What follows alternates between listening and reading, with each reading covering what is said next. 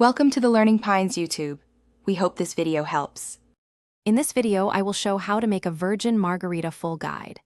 Gather fresh limes, orange juice, simple syrup, ice, and a shaker or blender, and prepare a salted rim on your glass.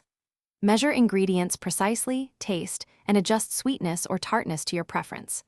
I'll walk you through blending versus shaking, garnish ideas, and make ahead tips so you can serve perfect virgin margaritas at any gathering. I'll list everything you need so you can shop once and feel confident. Use fresh lime juice and real orange juice for natural flavor, and prepare a simple syrup with equal parts sugar and water. Ice quality matters, so choose clear ice if possible. I'll also suggest optional flavors like strawberry or mango, and explain how to scale the recipe for a pitcher or single serving. Follow these step-by-step instructions for consistent results every time.